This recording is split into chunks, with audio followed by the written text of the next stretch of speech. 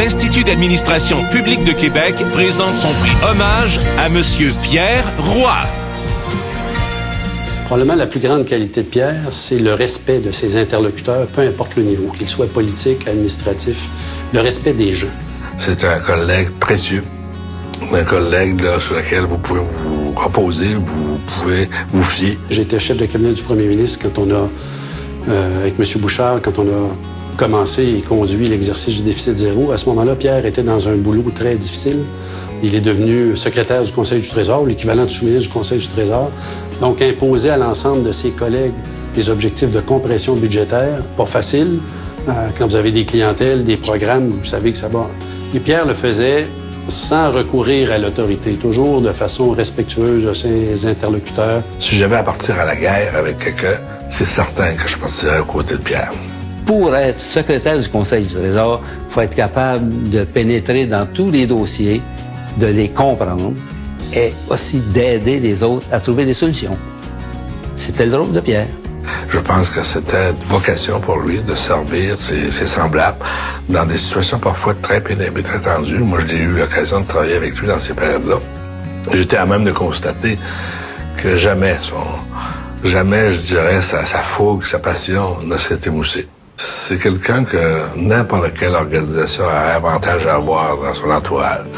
C'est quelqu'un qui est pas complaisant, quelqu'un qui a une expertise et un jugement professionnel absolument exemplaire, qui, lorsqu'il porte un diagnostic, c'est toujours fondé, après des analyses rigoureuses, une méthode éprouvée.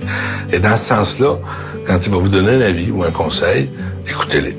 Aujourd'hui, on parle du déficit zéro, et bien sûr, on parle des retombées négatives, mais si on replace les choses et si on examine la santé financière du gouvernement, maintenant, qui est meilleure maintenant en passant que celle de l'Ontario, bien, nous le devons à des gens comme Pierre Roy, et spécialement à Pierre Roy.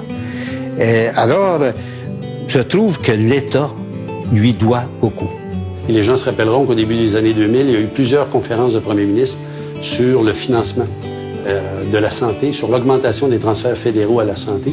Et Pierre était sous-ministre à la santé et toujours aussi, je dirais, en maîtrise des contenus, des dossiers. A été pour moi, très utile et très facilitant dans les discussions qu'on avait, à la fois avec les ministres de la Santé, mais aussi beaucoup avec les ministres des Affaires intergouvernementales et souvent avec les premiers ministres. Et ça, c'est quand vous êtes en présence du premier ministre ou d'une douzaine de premiers ministres en conférence, les questions viennent vite, les réflexes et les réponses attendues sont aussi très rapides. Et Pierre, là-dedans, était très, très bon. Il fait toujours des petites farces très, très, très légères ou très... sur un ton très, très, presque anodin. Mais c'est des petites jokes là, qui vont droit au cœur et qui piquent directement.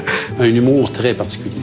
C'est un pince sans rire, ce qui fait que pour son vis-à-vis, on ne sait pas trop s'il nous passe un message ou si vraiment il fait de l'humour. Et moi, j'ai eu la chance, à une certaine époque de ma vie, de présider le regroupement des grands organismes. Moi, j'étais président de la Régie des rentes à ce moment-là. Lui était président de la RAMQ. On réunissait nos collègues de la CSST, de la SAAC, de la Commission des normes, et on mettait en commun certains dossiers, certaines problématiques qu'on rencontrait.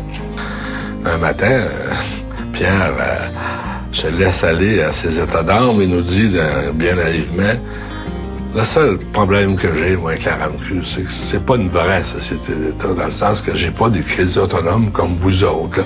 Là. Je dépends des crédits du ministère de la Santé. Et moi, j'avais eu la remarque un peu méchante de dire, Pierre, t'as eu 3 chances de régler ce problème-là. D'abord au Trésor, quand il était question de reviser les structures du gouvernement, t'aurais très bien pu convertir la RAMQ en société d'État full-fledged, comme on dit. 2, t'as été à la santé. Le boss de la RAMQ, t'aurais pu dire, je vais corriger cette folie-là, cette inéquité-là. Et 3, t'es président de la RAMQ. Donc, là, si c'est le chemin de Damas par lequel il faut que tu passes pour réaliser que t'as peut-être pas tout fait ce que t'aurais dû faire. Depuis sa retraite, pour moi, j'ai le privilège, c'est devenu un ami. Donc, c'est quelqu'un avec qui j'ai gardé un contact. C'est quelqu'un de très humain, très respectueux des gens. Moi, je suis bien heureux qu'on mette un peu de lumière sur cette carrière exceptionnelle qu'il a connue. Et que, comme je vous l'ai dit tantôt, j'ai comme le sentiment que c'est probablement un des derniers grands mandarins que j'ai connus. Ce que m'inspire Pierre Roy, c'est l'honnêteté, la rigueur aussi dans l'exécution et en même temps la bonne humeur. parce qu'il a réussi avec douceur à présenter des choses difficiles. Il a été finalement une main de fer dans un gant de velours.